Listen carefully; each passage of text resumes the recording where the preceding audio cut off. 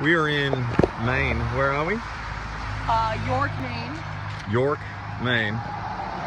And we've been out here for 5-6 days or something. And it's the coolest car I've seen here yet. Is this Gremlin X. Especially the vice grip 4-speed shifter. This thing is pretty freaking sweet. There it is. The best car we've seen in all of the state of Maine and New Hampshire. Go far, honey, go far. 440 68 wagon.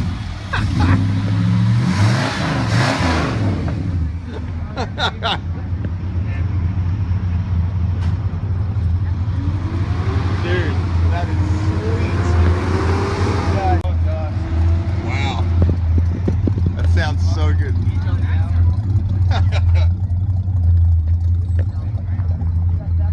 Yeah, right.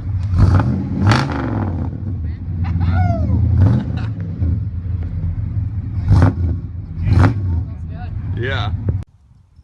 Here we are in New Hampshire. What lake is this? Harvey Lake. Harvey Lake.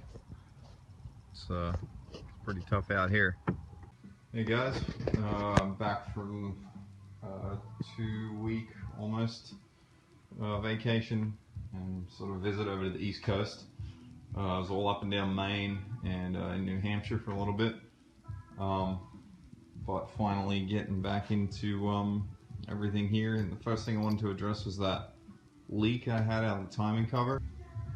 Alright guys, Saturday, my buddy Challenger Holly had his brought his Challenger radiator over. Got this new radiator, and wasn't a direct fit. Had these funky brackets on there, which won't work for his '73 Challenger. So it's a really nice Griffin rad. The thing's huge. It is so thick. So got some of this aluminum channel from the hardware store. So we're gonna chop it up and just TIG weld some brackets on here, and hopefully don't blow a hole in his tanks on his brand new rad. All right, cheers. Here it is, Challenger Holly with the new radiator. We just welded on these brackets. Cut off the old ones and tacked it down on that side. And this, so now we can looks good. Mount it in the car. And we didn't put any holes in it either, right? Nope, doesn't look like it. We'll find out, right? Right. All right. How long would you got left on the car? Just a few more things and I'm almost done. Shit. All right. It's gonna be out quicker than I'm done with mine. Still got a long way to go. Yeah. Cool. Sweet. Looks good. This thing's a fucking beast. Look at the size of this thing. It's like, yeah. Funnily enough, it's like the same thickness as your sway bar. Nice. I don't think there's much thicker than that. That's pretty. Hey guys, so sort of just trying to get a couple things tidied up before I put the motor back in for the last time. And one of the things I think I mentioned earlier was this mount doesn't seem to trap the engine bolt in the top half like it does here. So the bolt ends up sitting on the frame. So I think it's just flogged out a bit. It seems to be common from what I've seen with other ones and stuff, but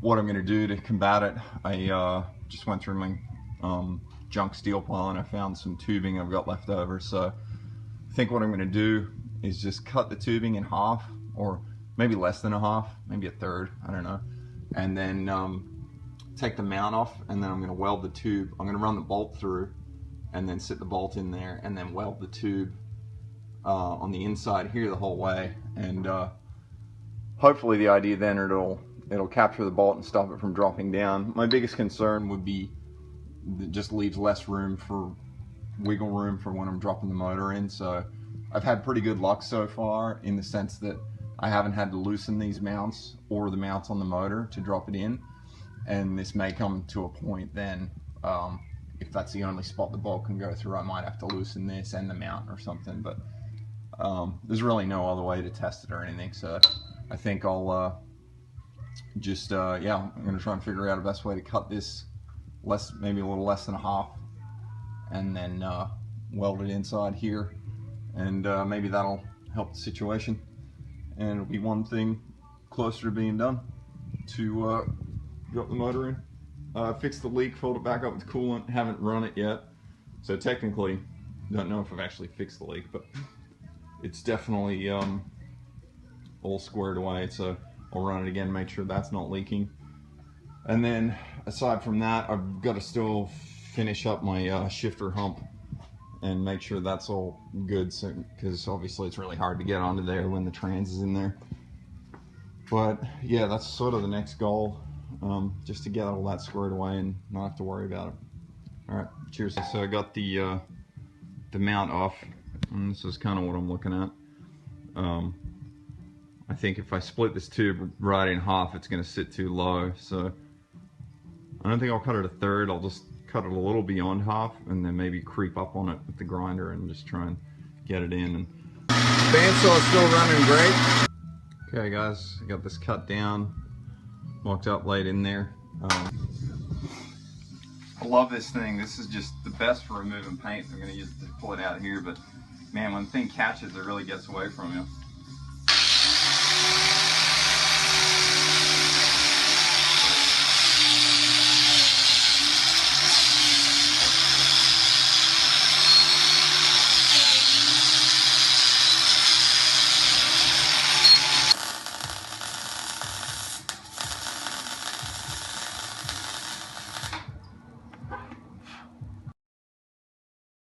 Alright, hey guys, it's Sunday. Finally got a chance to get back out here and work on this. So just sort of dressed it with the Scotch-Brite pad and got it all somewhat level, so it's nice and ready for seam sealer. And it's looking pretty good. It's nice and level. Well, at least the top part, because I'm going to make a plate that'll sit on top of the carpet. And this top piece is level enough. It's hard to... Hey guys, I can't remember where I left off last time. I threw some bed liner on this floor, on this shifter hump, and seam sealed the crap out of it, so over all the welds. I ran everything down nice and smooth, but then it just gooped on this seam sealer because I don't want a leak in there. And today's project, I'm finalizing all these little clamps and stuff on the headers. This paint's pretty rough, pretty shit I should say. This is just from moving it around on the bench, on this smooth bench. Alright guys, I got these all done. This is the last one. It was a pretty good weld, and then I just ran the Scotch-Brite over it to get some of the carbon because I didn't grind clear enough out and the paint contaminated it.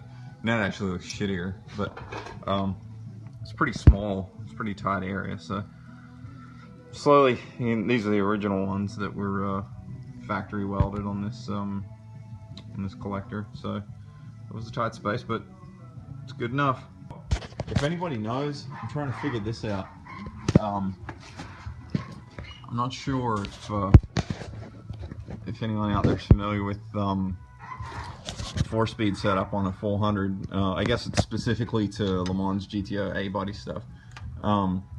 This bolt here that goes into the block for the Z-bar link to swivel on, this is only finger tight, and there's a torque spec for it that's like, it's like 25 or 30 pounds, and when I do that, it just grabs this, locks this solid. And I know there's a lot of leverage behind the pedal and everything, but it just seems like it's too tight, so I'm not sure if there's supposed to be like some type of shim in between this either side, and then this thing rotates on the shim or something.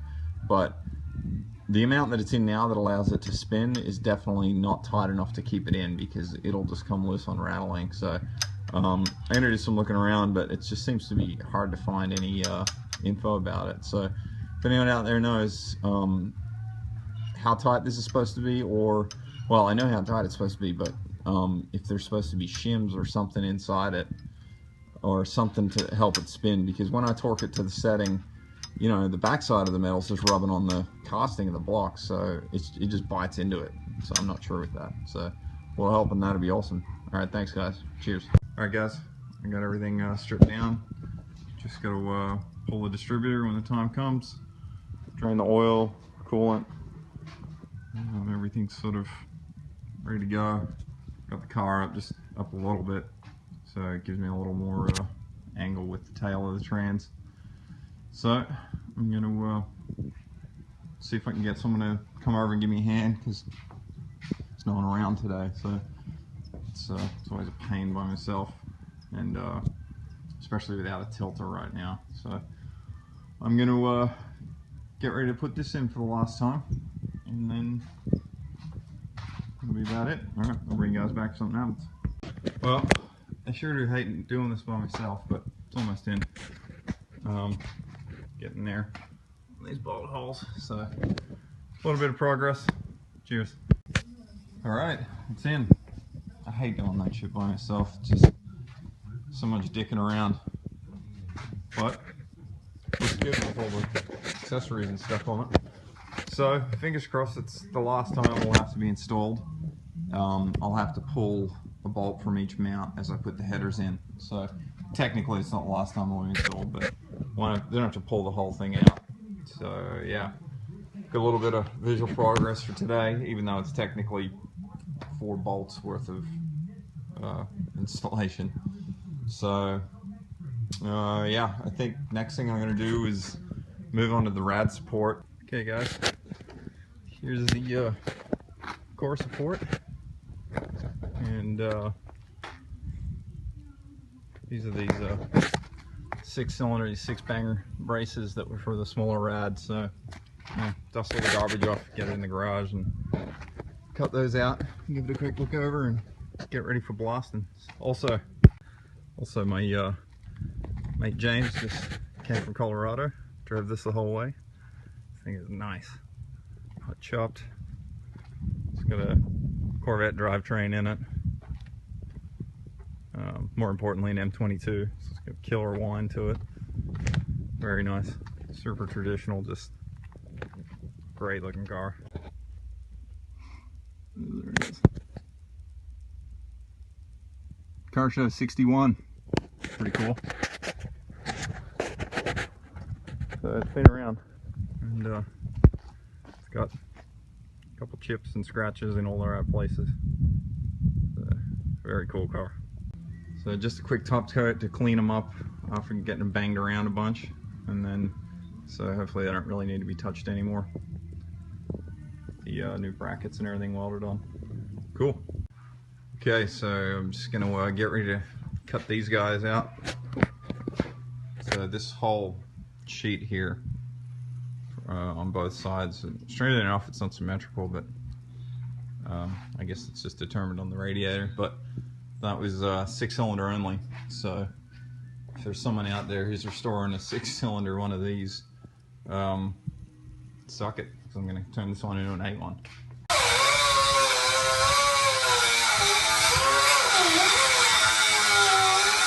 Alright, so pieces are cut out. I'll grind it down and just finish this edge a little bit and smooth it out, and then get ready for next week and blast and paint it. So I think that's it. Sorry it's been super delay on uploads. I've been trying to get something decent together for a video, and like I said, I don't like just posting something with nothing in it. So this is here, and then if anyone is building restoring a 6-cylinder Tempest, Le Mans, GTO, whatever, and you really need these pieces, let me know, and I'll send you a bag of rocks, because nobody should be putting the 6-cylinder one of these back together. Alright, cheers.